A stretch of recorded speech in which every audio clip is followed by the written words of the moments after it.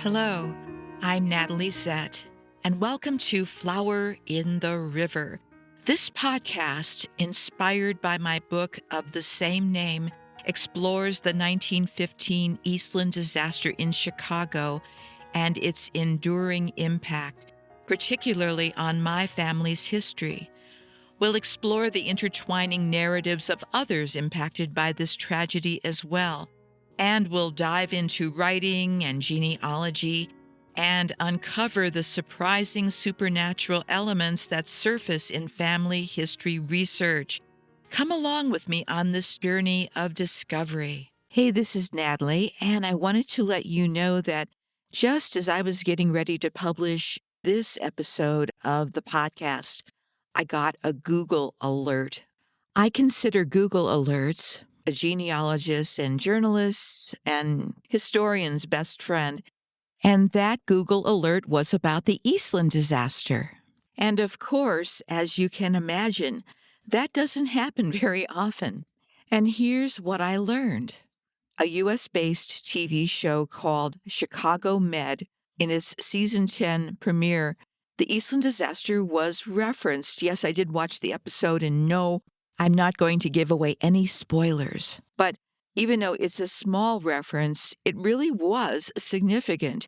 And this Google alert referenced an article that was done by Jenny Jose over at Central Recorder. It was a very thoughtful article, and she talked about this episode and the Eastland disaster. And that's all I'll say, but it might be small to some, but to me it's very significant that people notice, that people were referencing the Eastland disaster in a Chicago Med episode. Quite extraordinary. Okay, let's get on with this episode. Hi, this is Natalie, and I want to welcome you to episode 81 of Flower in the River podcast. First thing I want to do out of the gate is to follow up from last week's podcast, which I hope you listen to because it includes 2 interviews with people who were actually there during the Eastland disaster, and their insights, their memories, their voices are so extraordinary. I released that episode a couple of days early because I was planning to attend a genealogy conference that was sponsored by the Association of Professional Genealogists. And I'll talk more about what I learned there because it's always invigorating and encouraging to be among people who have the same love of genealogy, of history, and of course, there's this love of learning. My favorite part of these conferences, besides meeting new people who are really dedicated to doing a good job, to being ethical, to raising the standards, but they're also very curious and into learning how the latest and greatest technologies can help us decode the past and can help us with family history. And it's interesting to hear their perspectives and watch how they solve problems. And it certainly is helping me with my research for this podcast, but I'll talk about that later. So onward. Speaking of technology, in last week's episode, there was something that the interviewee, Frank Blaha, said. He mentioned something briefly, but I really locked onto it. And this is what he said. Because you see, those days what they had these tickers out. If you remember, they used to give out all news reports and stock markets and grain markets and things like that. And then they had what they called a gossip ticker. Used to give out all the information to all these brokerage houses, the information. So they wanted me so they could get some of that news.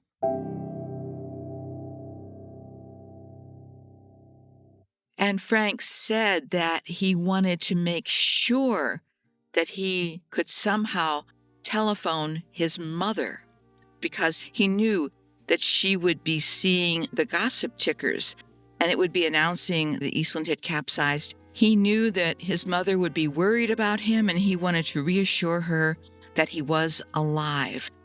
And I wanted to follow up on these gossip tickers. I mean, I certainly knew what ticker tapes were, but I really didn't know their history very well. So here we go. So ticker tape was one of the earliest financial communication tools used from around 1870 until the 1960s. It transmitted stock price information via telegraph lines and printed the data on a thin strip of paper that continuously ran through a machine called a stock ticker. This system revolutionized financial markets by making real-time stock prices accessible across long distances for the first time. Before ticker tape, stock prices were hand-delivered or announced, which delayed trading significantly. The sound of the machine as it printed gave rise to the name ticker. The data included company symbols, stock prices, and transaction volumes, and it was a game changer for trading floors. While the use of paper ticker tape declined as computers and TV screens took over, the concept still lives on today through the scrolling stock tickers that we see on financial news channels.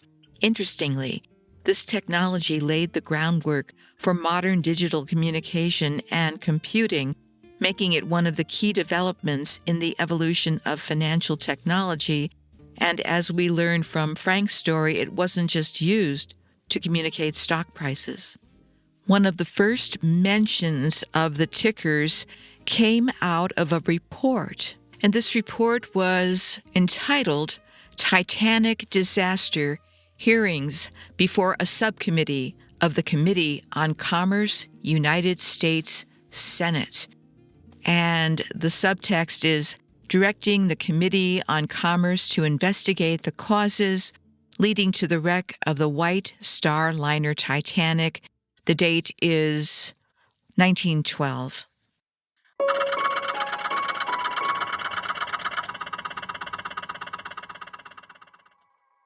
At 9:30 o'clock on Monday morning, there appeared on what is known as the Dow Jones and Company's ticker, which is an automatic machine for reporting news and stock quotations.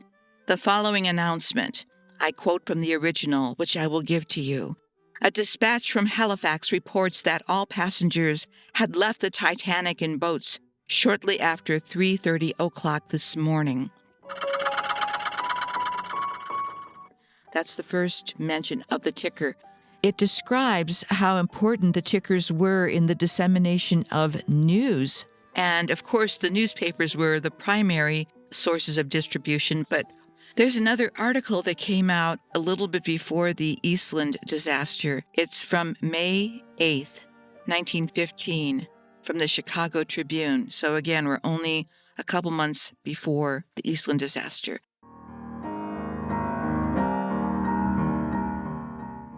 And the headline is Actors Worry About Frohman.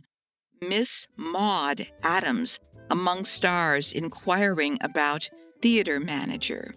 This is from New York, and it was dispatched through the AP.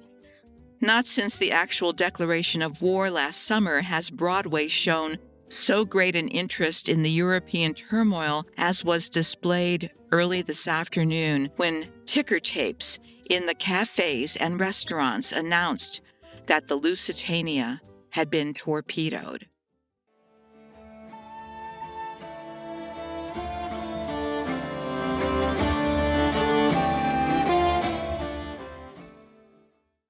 This actress, Maud Adams, was concerned about the well-being of their theater manager. And the way this news was distributed was via ticker tape in cafes and restaurants.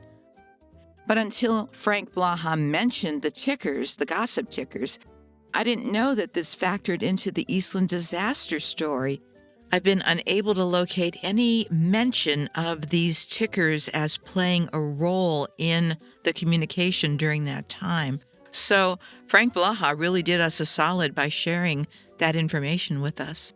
And as I was looking for photographs or images of these ticker tape machines, Most of the images that I found were those of women either operating the machines or distributing the ticker tapes. So this seems to be another way that women back in the early 20th century could enter into the latest and greatest fields of technology. So the piece I'm going to read to you appeared in The Scoop, which was a trade journal for journalists.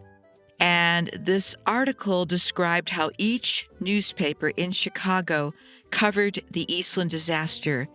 And this time I will read the section about how the Examiner, or Chicago Examiner newspaper, covered the Eastland. Here's a little history about the Chicago Examiner. It operated from 1902 until 1918, and at that point it merged with the Chicago Herald. So the Chicago Examiner was launched in 1902 by none other than William Randolph Hearst. Yes, I bet you've heard of William Randolph Hearst, right?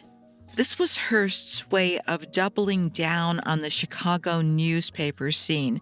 Already established with the evening paper Chicago American, Hearst wanted to expand his reach with a morning edition. So the Examiner quickly gained traction, sold at the unbeatable price of just 1 cent per copy. That was half the cost of other morning newspapers at the time. This aggressive pricing, combined with Hearst's flair for sensationalism, helped the Examiner carve out a significant readership. And by this point, Hearst had already made a name for himself with what became known as, quote-unquote, yellow journalism. And this is a style that is heavy on scandal, bold headlines, crime, and drama, designed to grip readers and drive sales. The Chicago Examiner was no exception. It followed the same formula that made the American newspapers so popular: snappy headlines, shocking stories, and a focus on issues that affected the everyday person. Hearst knew how to tap into the concerns of the common public and wasn't afraid to ruffle feathers with his editorial stances. His papers often championed the idea of, quote-unquote, democratic equality and advocated for policies that would benefit the working class. So, what set the Examiner apart wasn't just its low cost or sensationalist tone. Hearst had an eye for innovation and efficiency. His paper could reach outlying communities as fast as local papers, thanks to strategic distribution methods. So this allowed the Examiner to expand its influence beyond Chicago's city limits, giving readers early access to fresh news that otherwise would take longer to arrive. Absolutely brilliant, by the way. But let's learn how the Examiner handled the Eastland disaster, or how the Examiner responded to the Eastland disaster, starting with a telephone operator. This is part of that larger article about the Eastland, and the heading for this article is simply The Examiner.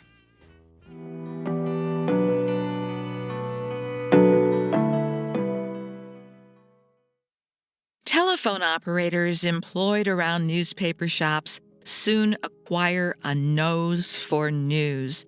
They learn to sense a big story and to go after it as hard within their limits as any reporter. So this was due to the fact that half an hour after the steamship Eastland, groaning under its human freight, rolled over in the Chicago River, the mechanism of the Chicago Examiner's editorial department was spreading out to cover the story. The local room of the Examiner was empty when the big boat listed. The last man on duty had departed nearly 3 hours earlier. But the Examiner telephone operator was at her switchboard. She got the tip over the wire 10 minutes later. Her nose for news was on the job. She saw the big story and she did what any other newspaper operator, the one with the nose for news, would have done. She routed the Day City editor out of his slumber at his home and notified him of the disaster. He got busy. In 20 minutes, he had called a dozen reporters out of their beds. All went scurrying down to the river. Some of the boys finished their toilets in taxicabs. Editorial comment from me. That phrase, some of the boys finished their toilets in taxicabs, it means they were grooming themselves and trying to get ready for the day in the taxicab, okay? Continuing. This was just the beginning. For the next 3 hours, the telephone wires were kept red hot. By 11 o'clock, every reporter on the paper was out on the story, and as many freelance men as could be dug up.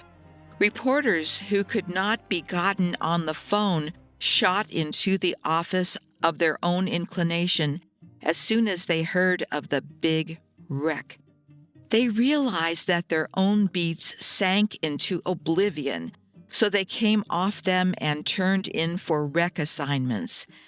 Meantime, the editors had gathered at the office and already were laying out the paper for the following morning. There were 2 big points to be played up. First, the actual occurrence, including the number dead, number missing, eyewitness stories of how the thing happened, and the stories of the survivors. Also, the picture layouts. Second, and as important as the first one, why did it happen? And who was to blame? The afternoon papers covered the first blush of the story amazingly well, considering the bigness of it and the confusion that followed. But the morning papers had to detail a small army of men to follow the leads of the afternoon papers along these lines. There were a dozen morgues and temporary morgues to be covered for additional lists of bodies brought in. There was also the wreck itself to be covered, as well as more interviews from those who saw the big boat go over, and those on board her who were fortunate enough to escape. They all had thrilling stories to tell, and as many as possible must be printed. Meanwhile, another army of reporters attacked the knotty problems of ascertaining why those hundreds of lives were sacrificed. Federal, state, county, and city authorities were interviewed to ascertain what plans they were making to begin an investigation of the wreck. Also, officers of the boat and the company chartering and owning the boat were questioned for their viewpoints on what caused the Eastland to roll over. Some of these men were found only after combing the city. Every word they said was carefully sifted in the search for a clue to the cause of the disaster. In the Examiner editorial room, a staff of rewrite men worked on the telephone with the reporters out on the story. Each man had his allotment of the tragedy to write. The reporters covering the morgues telephoned their stuff to the rewrite men, checking up on the number of dead and missing. Other men on the street interviewing eyewitnesses and survivors telephoned their stories of narrow escapes and brave rescues to another rewrite man handling this phase of the wreck, and still other men covered the investigation end of the story exclusively, and so on. From the studio, an augmented staff of photographers was assigned to get pictures. One batch of cameramen went after pictures of the wreck solely. Another batch photographed survivors and the heartbreaking scenes around the morgues, while other men went after pictures of the officers of the boat and other prominent men connected with the disaster. By 4 o'clock in the afternoon, the system was beginning to show results. The editors had designated the general layout of the paper, half for the actual occurrence and its attending scenes, and the remainder for the investigation of its cause. The Examiner originated its catchline for this latter phase of the story, the 4 words, "Who is to blame?" As fast as the various divisions of the staff came in with stuff, it was sent up to be put in type A matter under a divisional slug. Then, when the edition was ready for press, the writer of each divisional topped his A matter with a lead, taking in all the up-to-the-minute stuff, and the first paper was sent away. Later hours brought further developments in every side of the story, but they involved only alterations in the superstructure of each division, for the foundation had been laid permanently. It was the system that made the Eastland story easy for the Examiner to handle. System devised by the editors and carried out by the reporters. System set in motion by the telephone operator.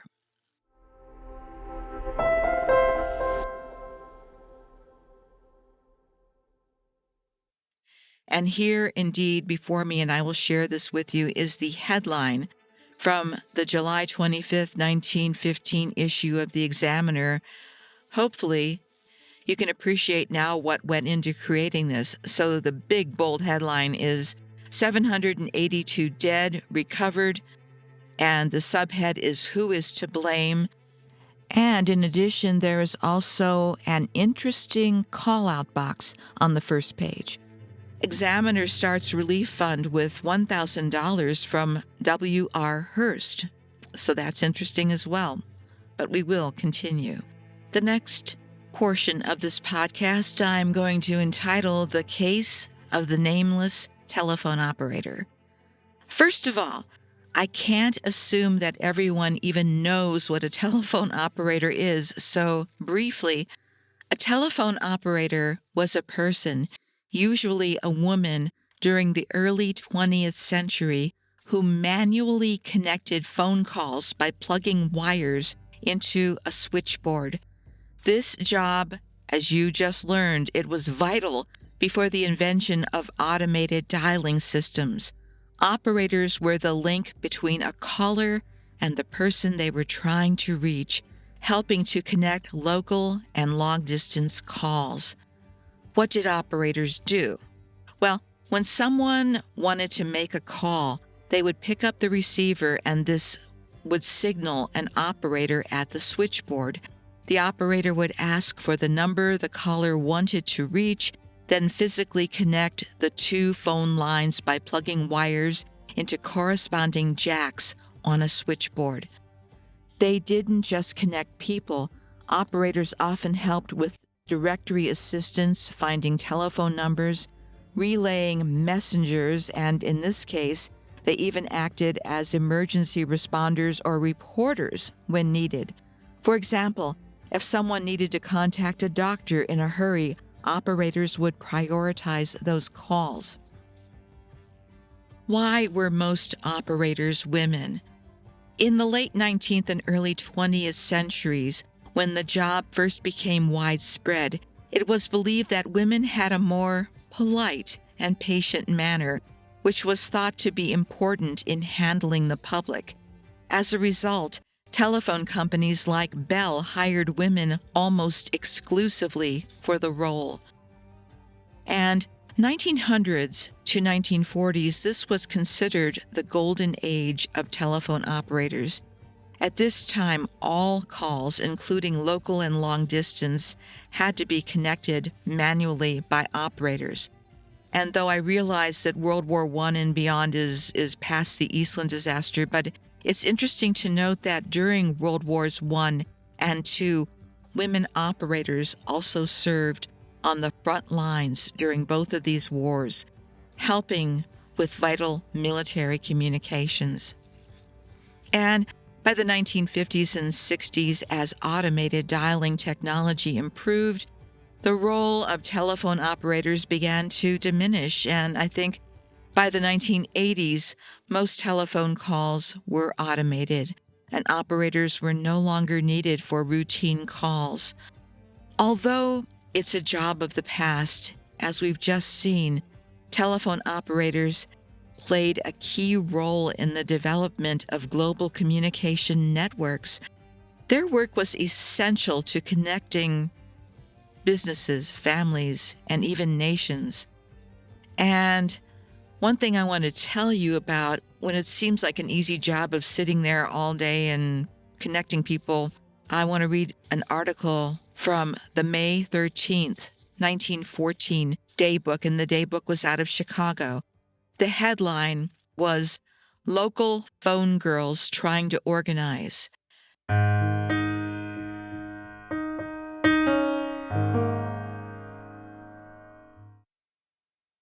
Telephone operators in 3 North Side exchanges are trying to organize and fight for better wages.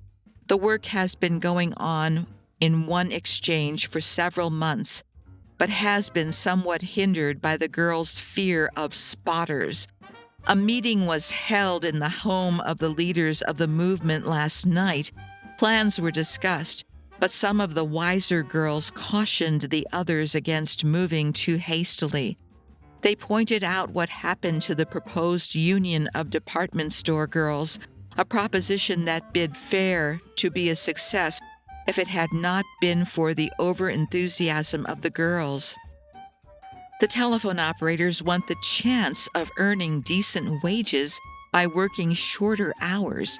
Switchboard work is excessively hard on the nerves. Frequently, girls have to be taken to their homes in taxicabs in a condition bordering on nervous prostration. The girls have chosen a former telephone operator as leader. She is in a position where the company cannot coerce her. They hope to be in position in the future to come out publicly.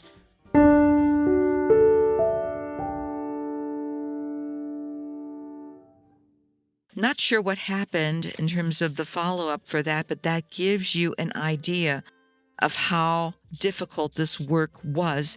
And if you're the sole telephone operator at the Examiner and you have the weight of this tragedy bearing down on you, what do you do? And I have to say, this telephone operator, she may be nameless, but I want to acknowledge her and want to say that she did a fantastic job of getting the gears in motion. Still, I have to give the Scoop credit for mentioning our nameless telephone operator. The story starts off with her and it ends with her. So for the time period, that was pretty phenomenal. Although this particular telephone operator at the Examiner is nameless, a few episodes ago, I did cover the story of another telephone operator who worked for Western Electric and assisted mightily when the Eastland disaster happened. Her name was Margaret Condon, and her story was covered in the episode, "A Switchboard Operator and a Nurse Walk into a Shipwreck, Unraveling the Eastland Disaster," which was released on January 24th, 2024. So, me being me and me just coming off of a genealogy conference, I had to try to find the identity of this nameless telephone operator. And what do you think? Do you think I was able to find her? Well, not yet, but my attitude is never say never. So I did search in the Chicago City Directory of 1915, and under the category of telephone operators, there were hundreds listed. And what I also did was look at old issues of the Chicago Examiner, and I couldn't find any names there. What I've learned in doing this podcast for all these weeks is that when somebody says, oh no, there's no information, or the information is somewhat not presented in its entirety, there's always more to be found. So what I will do, here's my methodology. I will look in every old newspaper that I can get my hands on, and I also look for related articles. I search for more articles from the Examiner, and Unfortunately, there's not a lot of them available online, but they do have a number of them available. And I also started looking at the census records. I had to look at the 1910 census and 1920 census because there's no 1915 census. And I'll continue looking at the city directories, and I'll probably go and bother the people at the Chicago Public Library again. They know me by now. And there's other historical societies too that might have the information. So my attitude is never say never and never give up with this stuff, because you never know when you'll catch a break, right? So the other thing to say about telephone operators is, just like the ticker tape, folks, this was a way that women could enter fields where the latest and greatest technologies were being used. That's it for now, and I am going to close, but next week there's still a few more stories from the scoop, so stay tuned. We'll learn more about the newspaper business and how they handled the Eastland disaster. Have a good week. Talk to you next week.